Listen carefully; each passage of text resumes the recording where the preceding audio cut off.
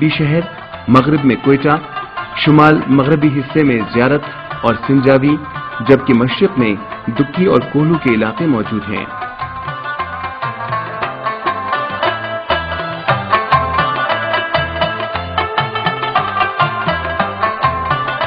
ہرنائی کی آب و ہوا بڑی مرطوب اور خوشگوار ہوتی ہے۔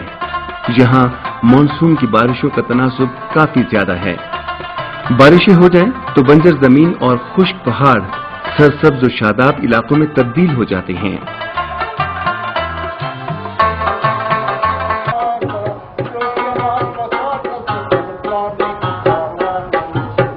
ہرنائی میں پٹھان قبیلہ ترین آباد ہے۔ یہاں کے لوگوں کی زبان بلوچستان کے دوسرے علاقوں سے بولی جانے والی پشتو زبان سے کافی مختلف نظر آتی ہے۔ اس کے علاوہ یہاں مری بلوچ قوم بھی آباد ہے۔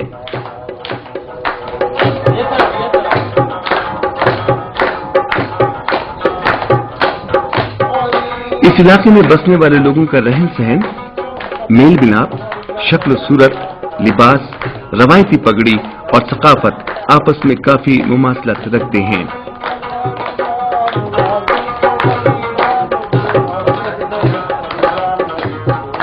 چاہے یہ لوگ پٹھان ہوں، بلوچ ہوں، خجک ہوں یا سید ہوں، خوشگوار لمحات، شادی بیاہ، غرض مہمان نوازی کے مواقعوں پر بھی لوک موسیقی کا اہتمام کر کے نہ صرف مہمانوں کی عزت افزائی کی جاتی ہے بلکہ اپنی روایات کو بھی سامنے لایا جاتا ہے۔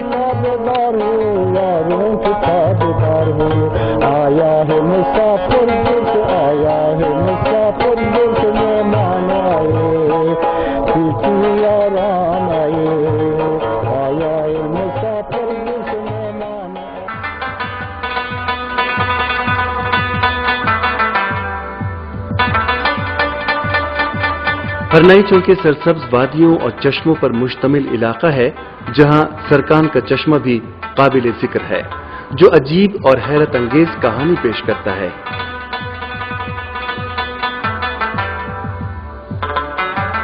کسی موقف، ادارے اور نہ کسی سروے رپورٹ سے یہ بات سامنے آ سکی ہے کہ آیا اس چشمے کا پانی ہزاروں فٹ اونچے پہاڑ کی تہہ سے باہر کی جانب آ رہا ہے یا کہ زمین کی تہہ سے، کیونکہ اس پہاڑ کے پچھلے حصے سے نہ ختم ہونے والا ایک اور پہاڑی سلسلہ شروع ہوتا ہے۔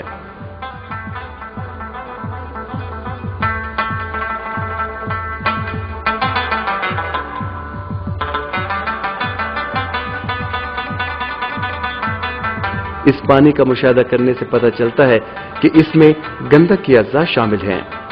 اس سے اندازہ ہوتا ہے کہ اس پہاڑ کی تہہ میں گندک کے وافر ذخائر موجود ہو سکتے ہیں۔ یہ چشمہ وادی میں حسین اور دلکش ماحول بھی پیدا کر رہا ہے۔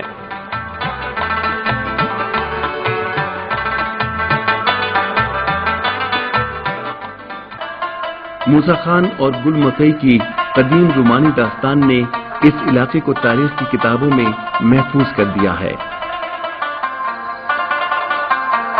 بچپن سے ہی مدرسے میں ایک ساتھ پڑھتے پڑھتے موسیٰ خان اور گل مکئی کو ایک دوسرے سے لگاؤ ہوتا گیا۔ جب دونوں جوان ہوئے تو یہ لگاؤ بالآخر عشق و محبت میں تبدیل ہو گیا۔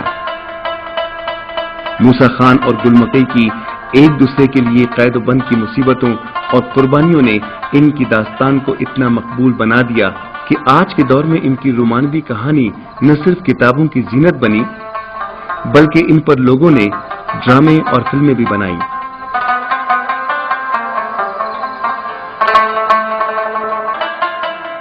ان کی قبریں ہرنائی کے علاقے سرکان میں موجود ہیں، جہاں اب بھی ملک کے دور دراز علاقوں سے لوگ ان کی قبروں کو دیکھنے کے لیے یہاں آتے ہیں۔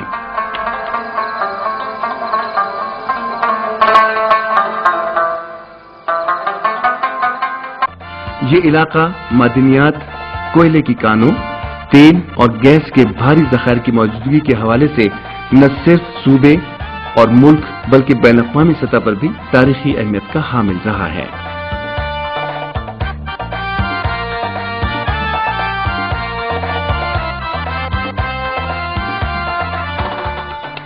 تاریخ پر نظر دوڑائیں تو 1883 میں برطانوی دور میں ان تمام وسائل کو بروئے کار لانے کے لیے اس پورے علاقے کے اونچے اونچے پہاڑ کو کاٹ کر حیرت انگیز ریلوے لائن کا منصوبہ سامنے لایا گیا۔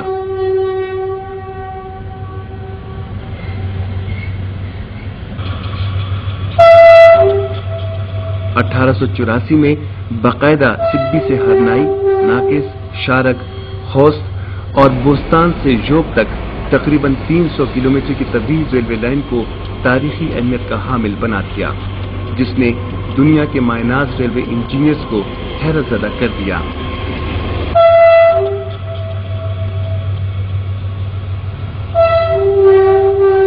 1878 میں اس ریلوے منصوبے پر کام کا آغاز ہوا اور 1884 میں مکمل ہوا۔ مورخین کے مطابق اس ریلوے منصوبے کے چند اہم مقاصد تھے: کوئلے کے وسیع ذخائر، تیل اور گیس کے وسائل کو بروئے کار لانا، اچھی حکمت عملی، عسکری پیش رفت اور قانون کی عملداری کو آسان بنانا، ریلوے کو بطور پبلک ٹرانسپورٹ اور نقل و حمل کے لیے آسان بنانا، اور برٹش انڈیا کے ساتھ بلوچستان کے دور دراز علاقوں کو منسلک کرنا اہم مقاصد سمجھا جاتا تھا۔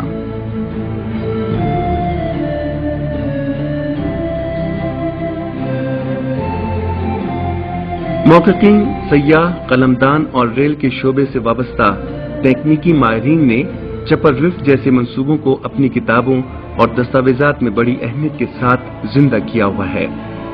بڑے بڑے سیاح اب بھی اس ٹریک کو دیکھنے کے لیے اس علاقے کا دورہ کرتے ہیں۔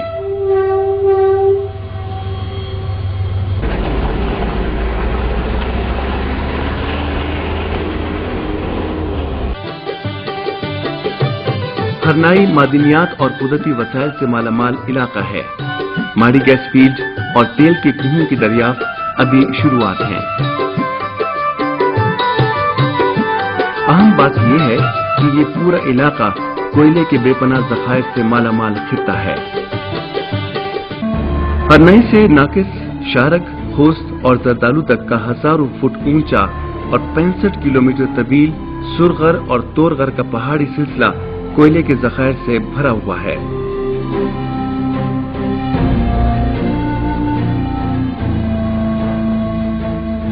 ہر روز تقریباً 2000 ٹن سے بھی زیادہ کوئلہ سرغر اور تورغر کے پہاڑوں سے نکلتا ہے۔ اس کوئلے سے وفاق کو جی ایس ٹی کی مد میں تقریباً 1 ارب 9 کروڑ روپے ملتے ہیں، جبکہ صوبے کو سالانہ 26 کروڑ سے بھی زیادہ رائلٹی کی مد میں رقم ملتی ہے۔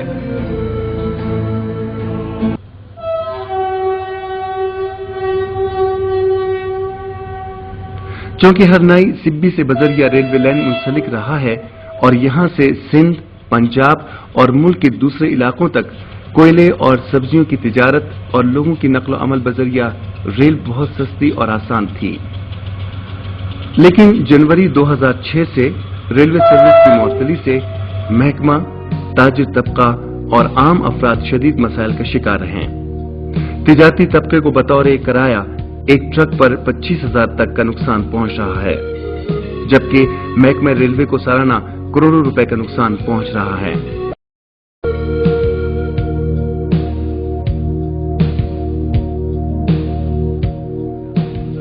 ہمارے مزدور بھی ایسے بیٹھے ہیں جو مائن میں کمزور کوالٹی کا کوئلہ، اچھے کوالٹی کا کوئلہ ریلوے میں جاتا تھا، سلیک سیزن میں جاتا تھا، لوڈنگ والے، میٹ کلی، یہ سارے بے روزگار ہیں، ٹکٹر والے لیز سے لوڈ کر کے یہاں ڈلائی کرتے تھے۔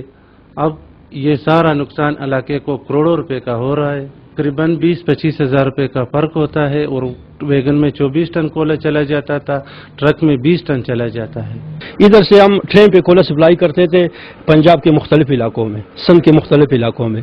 یہ ہم پی ٹن اس کا کرایہ ہے 600 روپیہ پی ٹن۔ پنجاب کا کرایہ اس وقت آپ اسلام آباد جو مین علاقہ ہے وہ 600 روپیہ دیتے ہیں، لیکن ٹرین پہ بوگی میں، وہ ایک بوگی کا 600 روپیہ پی ٹن کرایہ ہوتا ہے، 24 ٹن آتا ہے اس میں۔ ابھی ٹرک کا ایک ٹن جو ہے اس وقت تقریباً 1900-2000 میں پڑتا ہے۔ یہ بھی ابھی یہ مسئلہ جو ہے کولے پر بڑا بوجھ ہے، سمجھ آ گیا نا۔ تو ابھی اس وجہ سے اگر ایک ٹرین آج ہی مطلب یہ چل جائے، گورنمنٹ کی طرف سے کوئی دلچسپی ہو، ٹرین شروع ہو جائے، تو ان سے جو ہے کولے والے کو بہت فائدہ ہوگا۔ جنوری 2006 سے بند ہے، اور اس بندش کی وجہ سے پاکستان ریلوے کو تقریباً 8 करोड़ रुपए सालाना का माली नुकसान बर्दाश्त करना पड़ता है। पाकिस्तान रेलवे ने इस सेक्शन की बहाली के लिए सर्वे मुकम्मल करने के बाद अपनी तफसीली रिपोर्ट मुतलका हुकाम को भेज दी है। वहां से मंजूरी आने के बाद इंशाअल्लाह इस पे काम शुरू हो जाएगा और ये सेक्शन पे ट्रेनों की आमदोरफ्त बहाल की जा सकेगी।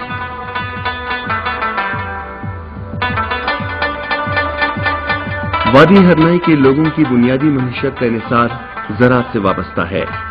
यहाँ के खेत और फसलें बड़े खूबसूरत और दिलकश मनाजिर पेश करते हैं।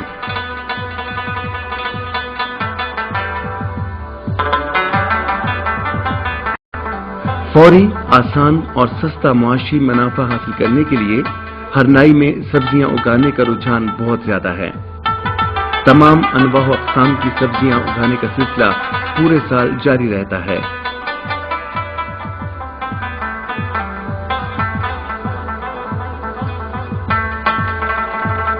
प्याज यहाँ सबसे ज्यादा उगाया जाता है। हर साल सैकड़ों टन प्याज की तिजारत सूबे और मुल्क के दीगर इलाकों तक की जाती है।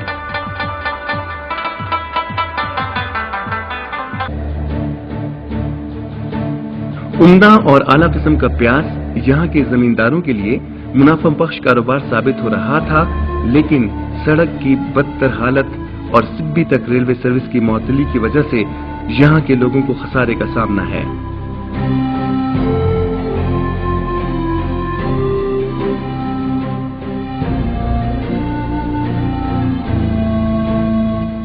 क्वेटा से हरनाई तक नकलो अमल के लिए 2 रास्ते इस्तेमाल होते हैं।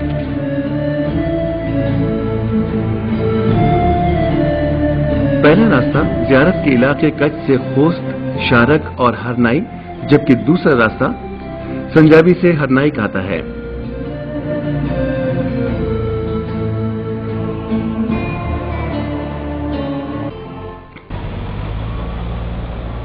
संजाबी से हरनाई का फासला 70 किलोमीटर है। यूं तो ये एक पक्की सड़क है, लेकिन मानसून की बारिशों और पहाड़ी तोदे गिरने से ये सड़क अमूमन बंद रहती है।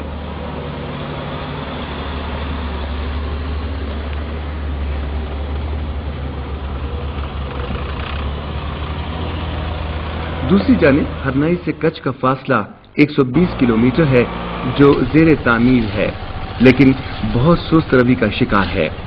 अभी तक ये सड़क कच्छ से हरनाई तक कच्ची और खतरनाक है, जिस पर सफर करना बहुत बड़े हौसले का काम है।